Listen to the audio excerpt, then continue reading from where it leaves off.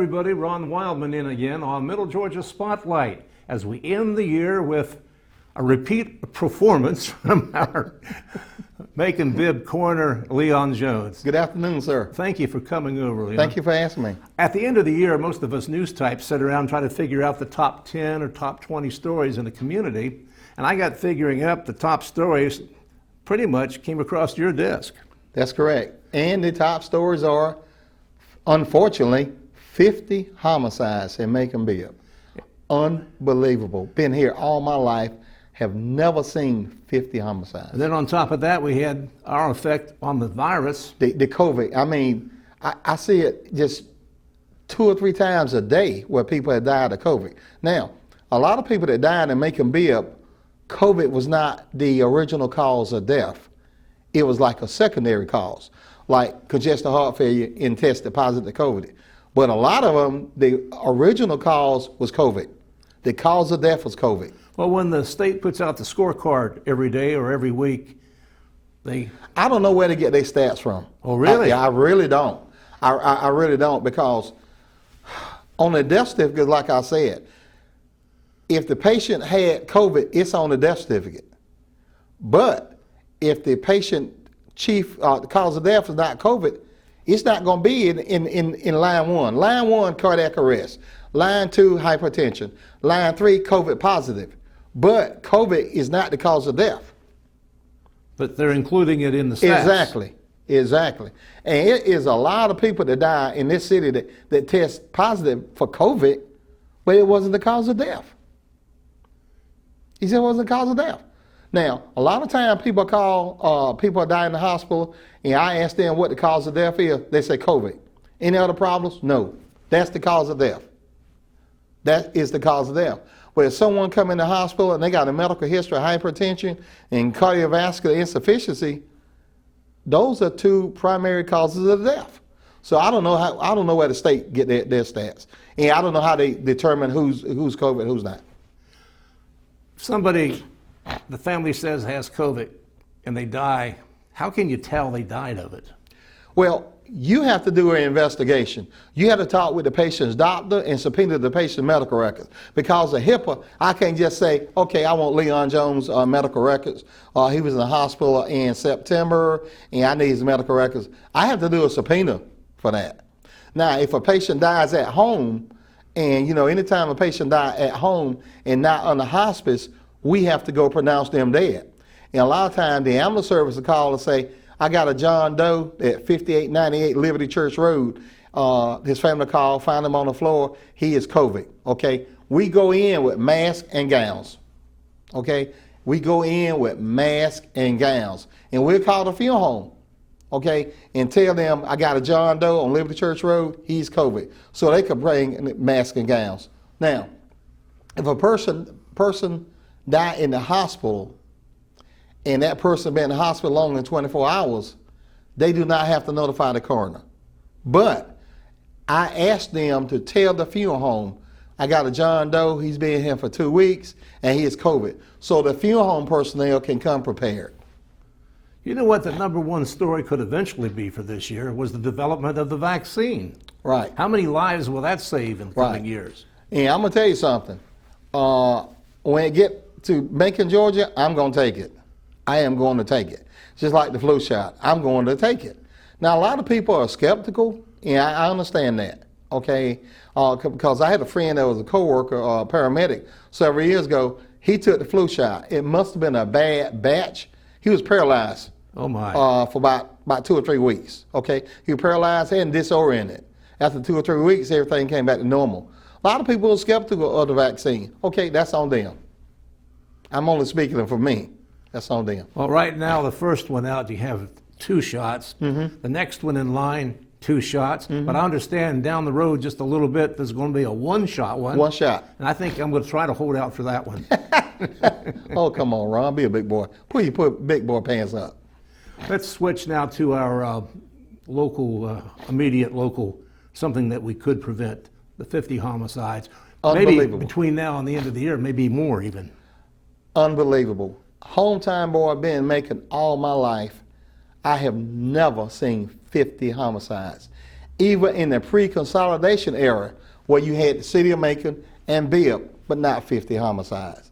That's outrageous. That is outrageous. I remember prior to us talking earlier this year, when we were in, I think, our 30s, but in the 20s, you already were alarmed. I was alarmed. That's why I set out my Stop the Killing programs in the 20s. Yes. I think that was in April. And I started my Stop the Killing campaign with my signs, my hearse, my bumper stickers. And it's just unbelievable. 50 homicides in Macon? And when we talked, we were on a lull. We hadn't had a homicide for a while, but after the election, I go back to the election, it all broke loose again. Right. Just wham, wham, wham, wham. And I mean, I don't know what to do.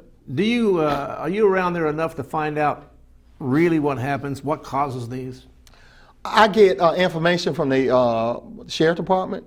I don't ask for a lot of information, especially if it's an ongoing investigation, because I don't want to say anything to compromise the integrity of an ongoing investigation. But I get bits and pieces like, why the guy kill this guy? Oh, they've been arguing and fussing for about 2 or 3 months now. Really? Yeah, they've been shooting at each other, stuff like that. I mean, is this domestic or is this a personal? No, it's a personal issue. So I get bits and pieces. I don't ask a lot of information on ongoing investigation. But what one of the sheriff's department, he keeps good stats, and he asked me about, do we ask whether the victim is employed or not? Okay, because a lot of times the victims are employed and the perpetrator is employed. So I just don't believe, in my heart, I don't believe poverty has anything to do with the homicide rate in Macon-Bibb County. Do you think this virus and the effects of I don't think quarantine? COVID. No, sir. I don't think poverty. I don't think quarantine has anything to do with it. What does? This is anger and conflict. I said it before. I said it to the mayor, and I said it to the mayor-elect. This is anger and conflict. John Doe is mad with Jane Doe. Okay, and you know it's anger and conflict. Now, some of them might be domestic, but I'm not sure, okay? It's hard to put your finger on domestic. I say this in all my interviews. It's hard to narrow down the domestic, okay? Because you don't know what's going on in someone's house. You just don't know, Ron. They could be lovey-dovey in the street and fussing and raising Cain at home. Well, Yes or no? a lot of these cases involve young people, Right. high school kids, Right. aged. Prior to this year, you made numerous trips to high schools to speak to these And young still- people. Correct. And we talk during Career Day, we talk about anger and conflicts and domestic issues and everything. We do a lot of speaking. Like I said, before COVID hit, we do a lot of speaking during Career Day. And we go out of county to out of county schools too. Because most of the time, the educator started in Bibb County, and she's impressed where I was speaking. When she goes to another school out of county, we'll go out of county to talk to kids. And if we can save one kid from going to the YDC or jail or the morgue, we done something. Along with the homicides, we have automobile accidents, which take a lot of lives. Just days ago in Baldwin County, we had 2 young people die. Yeah, 2 teenagers. And we stress the importance of a seatbelt. They didn't have them on. Didn't have them on. Okay. And yesterday we had this guy running the back of this log truck on outside Parkway and Key Street, and we don't believe the log truck driver even know he was hit. We just don't. Now I don't know what goes on with the logs being removed, because I don't know where he was going to Armstrong Court or graphic packaging, but it should be some damage at the end of the log. Okay. I mean, we have had a lot of fatalities in Macon-Bibb this year. I don't know how it's compared to last year, because right now my office is being sanitized, okay? But once I get in my office and once I get through, I will look at the stats and go back 2 or 3 years.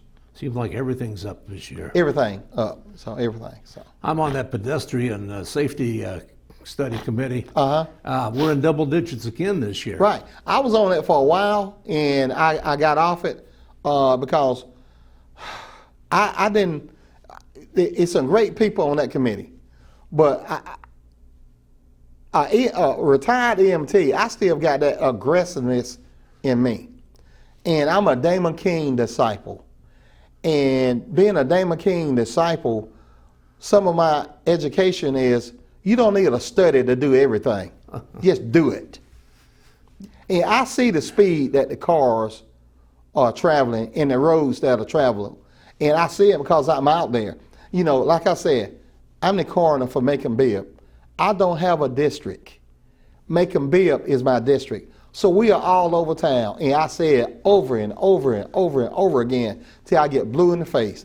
Montpelier Avenue is one of the most dangerous roads in Macon. Montpelier Avenue and Pinona Avenue.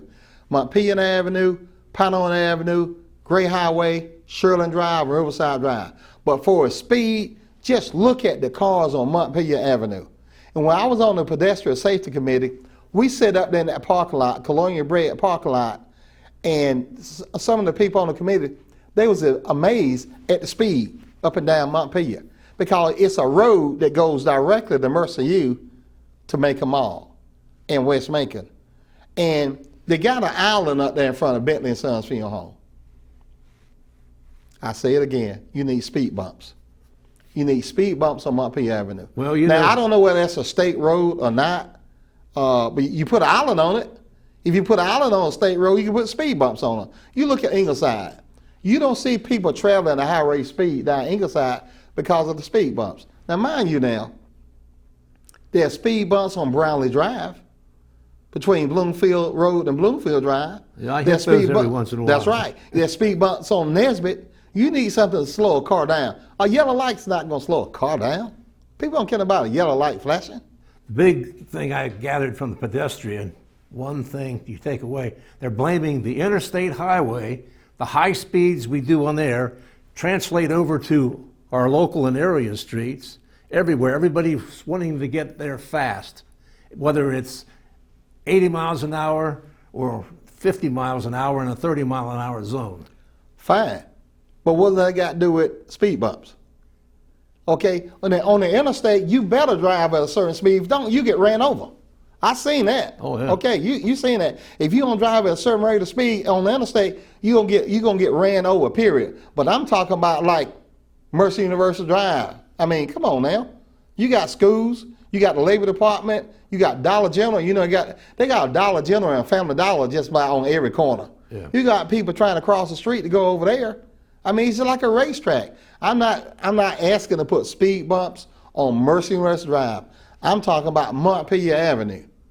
Okay, Montpelier Avenue between Pinona Avenue and Brentwood. They need speed bumps. If you can put it on Brownlee Drive and Nesbitt, how come you can't put them over there? Yeah. You got them on Ingleside.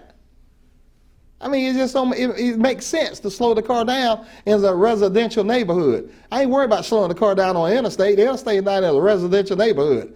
You ain't got businesses on the interstate. You got business on Montpelier Avenue. Okay, you got houses on Montpelier Avenue. That's what I'm saying. I've been singing this song ever since I've been on pedestrian safety committee. Well, the average year, how many deaths are you involved with in the, we broke them down to murders and this and that. How many the coroner's office handling over 900 cases a year. Okay, now, that doesn't mean we go out to 900 calls. That means the dead person meet the criteria that the coroner's office has to be notified under the Georgia Death Investigation Act. Anyone dies less than 24 hours admission of a hospital. Okay, you come in the hospital, die in the emergency room, it's a coroner case. You got to notify the coroner. You come in the hospital and die less than 24 hours, you got to call the coroner. From a wreck, suicide, homicide, suspicious, unattended, under 18 with no medical issue, you got to call the coroner. Now, all premature babies, coroners are notified at the medical center. I say the medical center. Coliseum Park Hospital, we've never been notified on a premature baby, to my recollection, unless the mother was involved in a wreck. They don't call us. I don't say anything about it. It ain't like we ain't got nothing to do. Okay? The coroner in Dougherty County had that same problem with a hospital down there. They didn't notify him on premature babies. Okay? Well, you're supposed to, but it ain't like we ain't got nothing to do. Yeah. Okay? So we right at we over 900 cases. All right? Everything from homicide, suicide. And now, this year, we've had a rash of overdoses too. Okay? And fentanyl is on the rise. A lot of the people that has OD'd is accidental. the GBI that does the autopsies, they said the cause of death is fentanyl overdose, crystal meth overdose. The manner of death is accident. All right? That's what they listed as accident. And that's what goes on the death certificate. We've had a lot of fentanyl overdoses this year. Okay? So it's been a busy year. We ran out of body bags 3 times. We have ran out of body bags 3 times because anybody that picks up bodies for the coroner, you're in a rotation every month to pick up coroner calls. Someone get killed, you pick the body up and carry the body to a morgue that we rent once a month. We're responsible for supplying you body bags, okay? We've ran out of body bags 3 times this year. And you know why? 1, we've been busy. 2, COVID, okay? A COVID patient is supposed to be double bagged, okay? Now, if John Hill died on Sardis Church Road and the family don't know what funeral home that they want to use and he's COVID, he is double bagged, okay? And he's carried to a morgue that I rent until the family decide on what funeral home.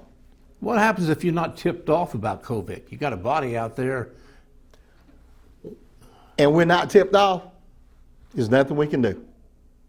Okay, there's nothing we can do. We find out that the patient is COVID. That's the reason you should treat everybody as COVID. You remember back in the day when HIV was out? Yes, sir. Everybody was panicking, and you say HIV and full-blown AIDS. I transported, me and a guy named Sam Brown, we transported the first full-blown AIDS at the medical center by ambulance to home because the rest of the paramedics and EMTs refused to do it. This guy had full-blown AIDS. Me and Sam Brown, he was a fireman and a captain in the fire department, but he worked part-time in the ambulance service. Everybody refused to transport this guy, so Sam Brown and I transport this guy home. You have to treat everybody as it's COVID, okay? I'm sorry. You have to protect yourself. Anytime you're on scene, you should have gloves and a mask, okay? Because a lot of times, you don't know it's COVID. You just don't know. And 5-6 hours after it's COVID, after you had the call, I forgot to tell you, the patient is COVID, you got to shower, screen, and everything else, and sanitize everything else. Because my wife knows, she knows what goes on in this city. Okay, these people that are found dead in these houses, I tell people every year, check on your neighbor. These people found dead in your houses, she'll tell me, get undressed in the garage. Okay? Tell me about your office. How big of a staff do you have? I have 4 assistant coroners, 3 assistant coroners, Lonnie Miley, Ronnie Miley, and Deputy Coroner Lou Ann Stone, and Gay Wood is my executive secretary. Lonnie, Ronnie, and myself, we've been together since 1990. Ms. Stone, I think she's been in the office for 5 years, and Ms. Wood has been there almost 8 years. She came from Macon Memorial Parks Funeral Home, so she has funeral home experience. She knows what to do.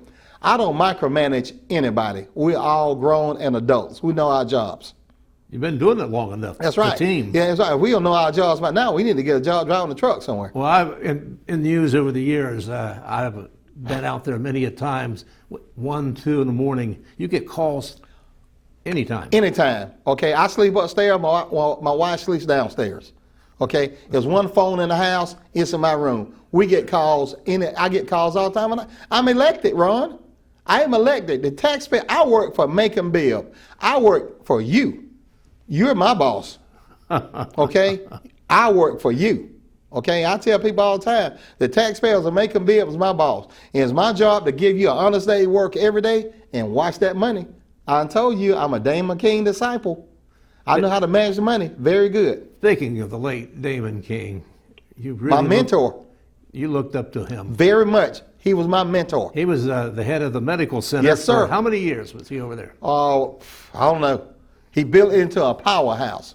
And one of his famous phrases, you can't spend if you ain't got money coming in. And I run that coroner's office just like the medical center was ran under the name of King, not where it's run now. King, Falk, Kimsey, Booker, Lamar Taylor, Mike Gilstrap, Tom Omer, Andy Galloway. That was then. I run that coroner's office like it was run under then. If we asked for 3 ambulances, We got two, and we made it work. There was no detail too small for Damon King. Exactly.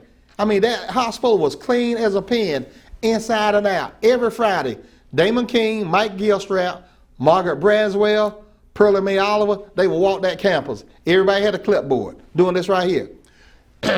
You didn't have a nasty vet or a nasty baseboard. King didn't have it. That's right. And Margaret Braswell, she didn't have it. A week after he got in there, I remember when he came, the floors were they were clean, but they were just dingy. Week later, it looked like mirrors down there. That's right. You know who cleaned the floors at night in the 70s? We did. The ambulance service did. Lamar Taylor had us doing it.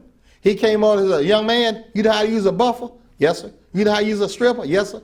Where did you use one? On the base. Come on over here. We cleaned those floors at night in the emergency room, the ambulance service night shift. Obviously, no union over there. No, sir. That's right. We did it. We kept that hospital clean. That's right. Damon King had this thing about air filters. Okay. Well, my ambulance, I flipped the air filter over so it could whoa.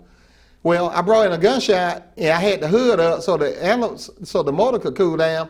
Damon King walked out and said, "Who ambulance is that?" And the guy says, "Leon." He said, "Tell Leon to turn the filter back over, the air cleaner back over." So I turned it back over. Okay. I went down to the shop. I took it off.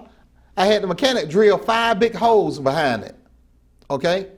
2 or 3 days later, Damon King was sitting out there. He saw me coming down with an emergency. He went, whoa. I brought the patient in. Damon King walked up to me. He said, "You had some holes drilled in it, didn't you?"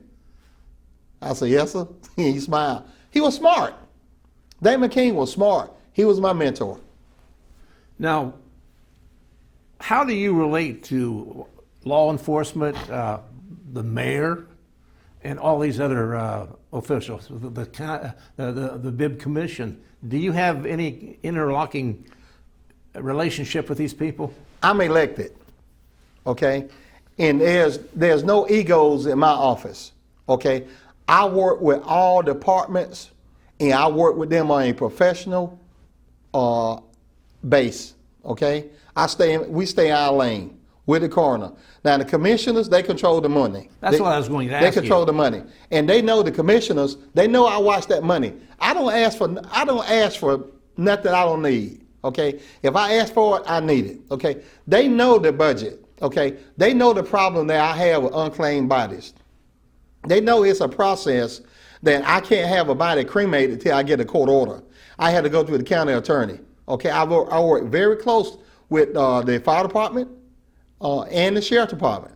Okay, we get to a crime scene, we don't trample on nobody's crime scene. We don't go into the crime lab and say we can go in. Okay, but the commissioners, they control that money. Okay, I'm due for a car. My car has 251,000 miles on it.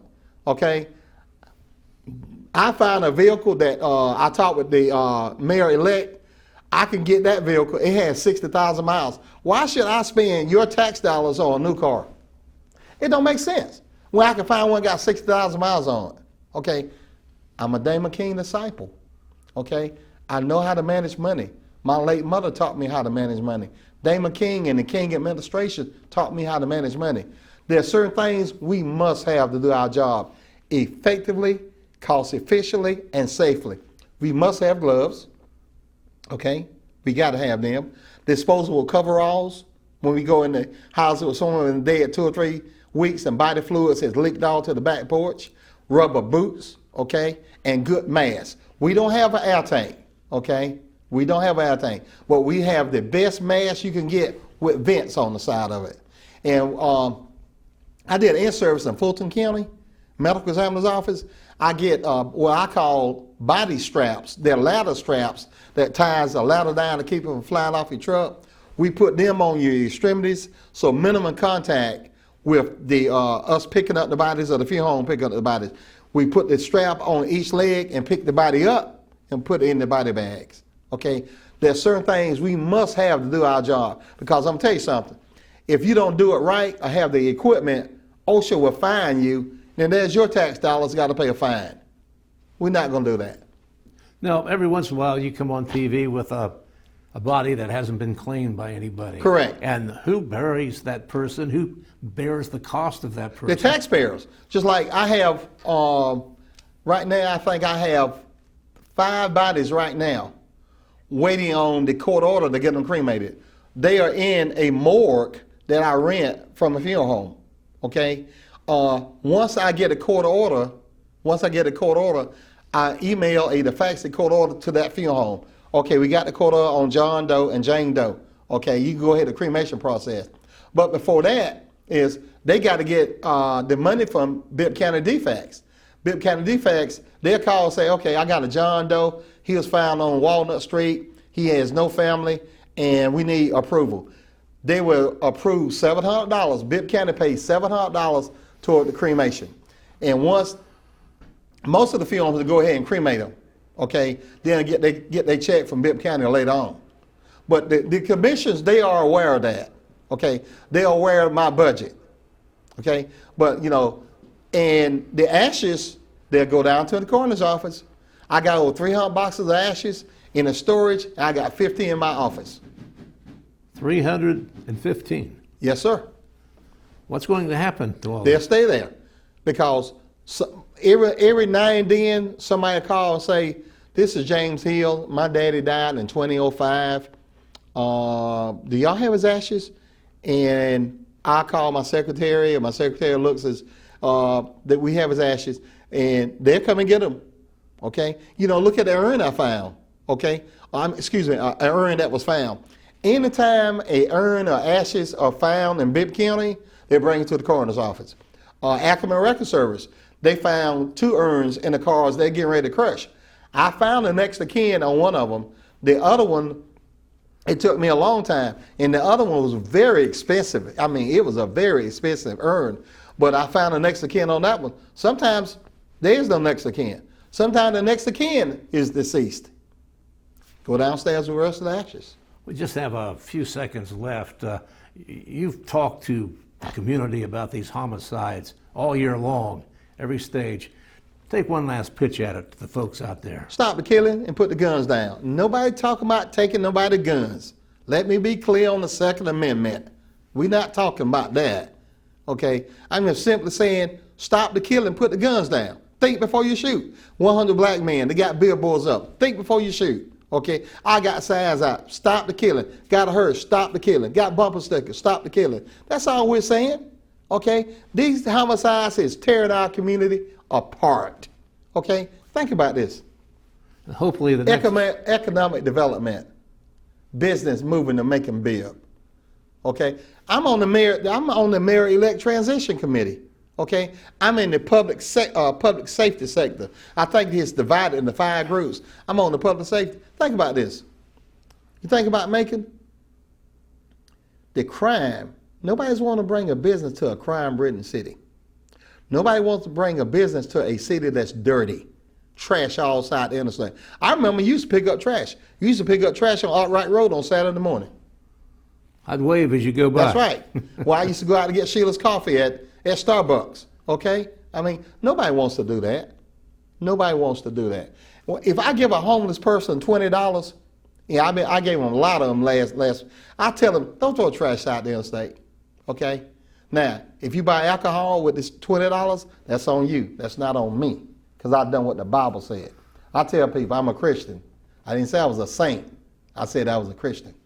Well, it's the end of the program and the end of the year. Happy New Year, Leon. Happy New Year, sir. Thank you for all you do. Thank you. You're welcome. Thank you so much. Same to you, folks. We appreciate you watching. Next week, Shelley Berry-Hill, who survived COVID back in the early days of it when it was considered a death penalty. We'll have that program next week right here on the Middle Georgia Spotlight. I'm Ron Wildman, WMUB.